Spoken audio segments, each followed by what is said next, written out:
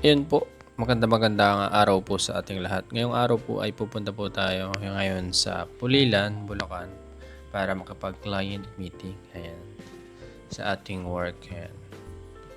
Minsan lang naman po tayo makapag-client meeting pero mas maganda po sana is araw-araw para meron po tayong activities. Ayan.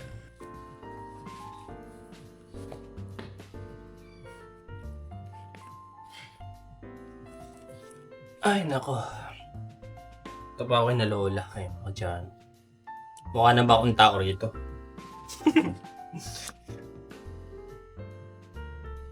Ayun, magandang araw po sa ating lahat mga kadyan. Ayun, mga ka-sweet Mary, mga ka-tekramen. Pupuntahan ko po muna si Lola ngayon na yan. Then, punta po tayo ng SM Center Pulilan para po makapag-client meeting tayo din sa insurance. Ayan. Ito na yung second time na lalabas ako para makipag-client meeting face to face. Ayan. Mostly naman kasi sa online ako nakipag-meeting eh. Kaya, ayun.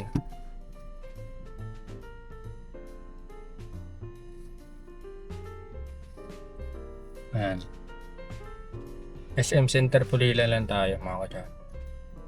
I-withdraw muna pala ako.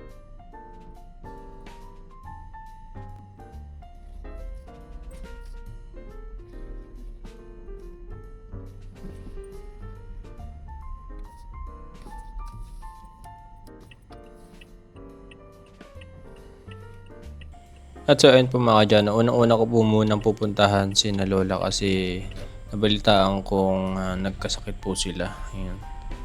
Or nagkatrangkaso lang ng konti pero si Lola yata magaling na kaya si Tita Alicia na lang yung medyo may ubo-ubo.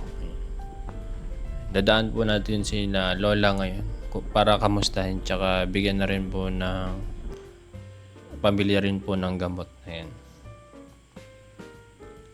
Pupunta muna ako sa Santa Ines. Dadaanan lang po din sisibat na po agad ako papuntang Pulilan dahil medyo late na rin po. Yes. Medyo late na rin po ako nakaalis. Ayan. Kasi 1 to 2 p.m. po yung ating client meeting. Baka malate or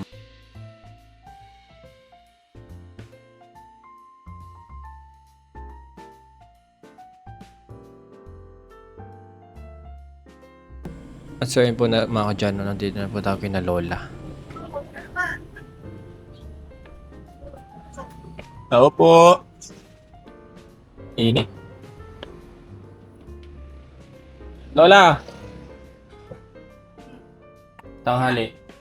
Sasaglit lang ako. Pupuntahan pa kasi ako eh. Kumain kami na. Kumain na po ako. Das, kainit dito. Saan ka ba pupunta? Sa Pulilan po. Manag yung pakiramdam ko pa rin. Ah. Nakakasos kami. Naglatan pero ubo. No. Ngayon po, okay na po. Kasi nakayos na. Ako na ako nga eh. Yan po, sasaglit lang po ako kasi nakaparada lang. Ang bayad dito sa pagbuhanan. Kasi po. Ano? Utang ko sa'yo. Alis na po ako agad kasi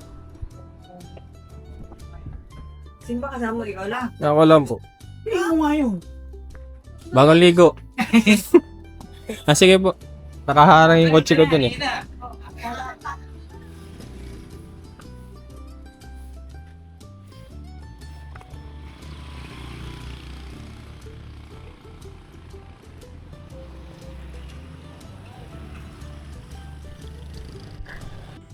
So ayun po mga kadyan.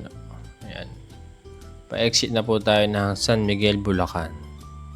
At medyo mahaba po yung ating biyahe. Bali isang oras lang po naman po yung biyahe sa Pulilan. Mula sa amin. Ayan. Nag-bypass po ako sa Plaridel para mabilis po yung biyahe. Hindi na po tayo dadaan sa mga bayan-bayan. Nagtanap po Pulilan, Bulacan. Ayan.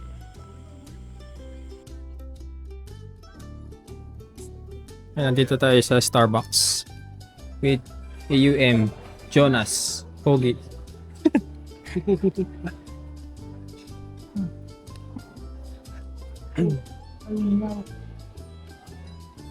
Grabe. Okay na rin, lumalabas-labas ako minsan-minsan kasi para ako nai-stress sa bahay. Ganda ka rin. May pakikita Gumastos ako sa gas. Okay lang naman. Once nawala yun. Kasi pag nagpapagas ako, 500 lagi. Pero hindi naman naubos sila. Mga isang linggo pa siguro yun. Minsan lang. Minsan lang ako lumabas eh. Siguro 100 pesos siguro. Pupunta rito. Gastos na gas. Matipid naman sa gas yun eh. Tapos sa kalimutan tayo naman may nasa layo. Oo, nakakalibre naman. Kano ba to? Nasa 190. First time lang ako uminom ng kape sa Starbucks. 4 kasi ako 4. Mukha lang orange.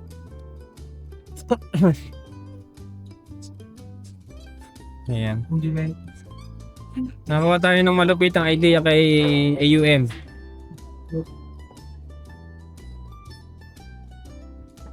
Tsaka ako na rin to, improvement sa aking personality. Kasi kung talaga ako talaga dati. Hindi ako pala kay Bo. Nayang. Oo, yun talaga. Tsaka nung nasa school ako, hindi ako masyadong active sa recitation, ganun. Gusto ko nasa behind the account ako. Gayat din ako. Parang backbone lang, ganun. Grade 6. Pero grade 6. Yung first yung high score, hindi na. Kasi nagtinda na ako sa palay. May paraan tayo gagawin ng weight para mawala yung hiyaman mo. Wow. Hindi ka pwede hindi ka makakaiwas sa ganung bagay. Record. Kasama siya sa house. Kasi hindi ka naman pwede habang buhay, ganun ka eh. Yan ang naging Kahit na sobrang konti lang. kaunti yung kaya malaga. No. Sayang sila tita, hindi natin. Alin? Okay lang yan. Hindi masyadong, baka private. Ayoko kasi minsan yun, baka mareklamo ko. Mahirap din ma-demanda. Nagado yan. Saka kailangan natin ingatan yung lisensya na.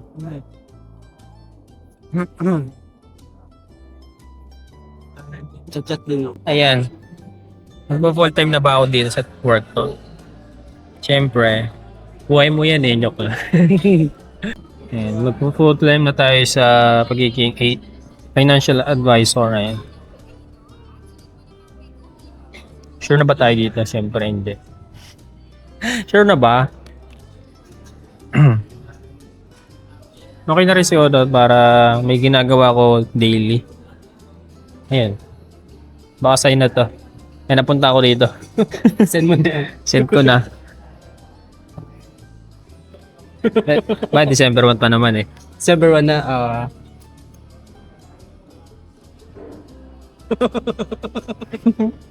Oo ba to? Gusto ba bakit ko? Pwede naman. Life and death ba to? Parang sure na ba ako? Nandito na tayo eh. Ay, nawala. Ayaw. Nawala. Hindi siya pinag-full time. Wala. Pinindot ko yung aeroplano. Huwag ganon. Sige, patayin niya. Tabura yata ah. Tabura. Sa send?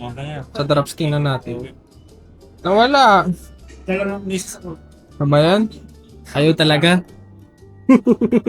Dito ko sa back niya, no? Binura. Binura siya. Talaga? Ulitin mo na lang. Palitin na lang natin. Pag binaba niya. Ang aga ng dumilim. Ay, oo nga, 5:33 pa lang. Ay, oo, napansin ko rin, maaga palagi. Tapos, kapag ka madaling araw, maliwanag na. Saan ba exit nito dito? Dito sa kanan. Alam ko entrance to eh. Pwede rin dyan. Diyan Diyan ako ako nag-exit pag nagre-remit ako. Ah. Pag nagpupunta ako ng video. May exit din doon. Meron din. Pwede rin dyan. Alam ko meron. Ano kasi yan, sa lubong. Kaya nga, baka magsalubong tayo dyan. Hindi, two-way yan. Kasi yan. Oo Okay, yan ha. Pag hindi kasi balik Eh, tayo. dito na lang, sundan natin. Sige, pwede rin. Kasi gagano tayo, ikot tayo magano. Miko Bella.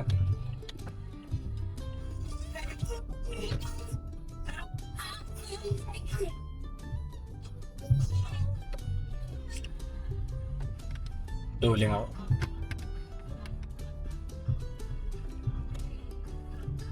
Buksan ang backlight. May daanan ba rito talaga? Kanan tayo. Wala kang tumala. Saan? Doon diretso mo lang. Ang kakabisado rito eh. Walang daan ah. Thanks, Jano. Mag-ingat ka. Bye. Ingat. Sige. Ano ba itong buksan? Ay. Thanks, Jano. Ingat ha, pakatukin ka. Ayan, mga kadyan, share ko lang po kanina yung konting info sa pag-uusap po ng client ko po kanina. Ayan. Bali po, ang i-insure po sana niya is, o i-consult po sana niya yung kanyang anak. Ano. Ang kaso nga lang po, meron po siyang condition sa nagpa-angioplasty. Hindi ko po sure kung saan. Pero sa puso po daw yun. Kaso, nung tinanong namin sa unit manager po namin is hindi po siya insurable. Yun nga lang po. Ayan. So yun po mga kadyano, kahit na may pambayad po tayo o kaya nating i-afford yung insurance, kung hindi po tayo healthy or may history po tayo ng sakit, most likely po is madedenied po yung application po natin. At kung kaya't hanggat malakas po tayo or provider po tayo or breadwinner po tayo ng family, mas maigi ng magpo-consult sa mga financial advisor. Libre lang naman po yun. Ang mahalaga po is mapag-aralan po muna natin yung ano ba yung kahalagahan ng insurance sa buhay natin. Ayan. At kung kaya't healthy at kumikita pa tayo, dapat na pag-aralan po natin na umupo ng insurance. Ayan, mga kadyano. At ayun po mga kadyano, share ko lang din po yung story ng isang FA dito sa ProLife UK. Yung tipong akala niya wala siyang sakit or cancer kasi never pa siyang nagkaroon ng diagnosis na or never pa siyang na-hospital. Pero sa peak po ng kanyang career is na-diagnose po siya ng breast cancer. Ayun. Luckily po is meron po siyang 4 na policy po kay ProLife, din nakapag-claim po siya ng almost 4 million sa kanyang critical illness. Ayun po. Ayun, sa mga storyng ganun, mas lalong maalab yung pagpupursige ko na makapag-insured pa ng maraming tao. Ayun. Seems as family namin kasi relate ako sa mga story na nagiging client ko po. Ayun. Siguro ito na rin po yung way ni God na makatulong ako. Hindi naman sa way ng pagiging charity vlogger pero sa pagiging financial advisor. Ayan. At yun na lang po mga kadyano. Thank you. Kadumi.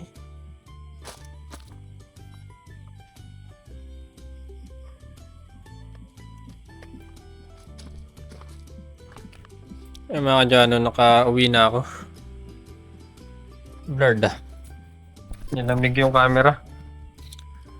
Eh mga kadyano, naka-uwi na tayo. Galing Pulilan na yan.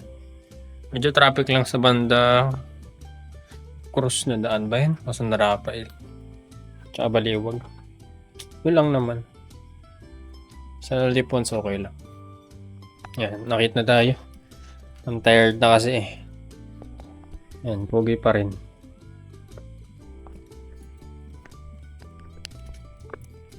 Ay! May black cat.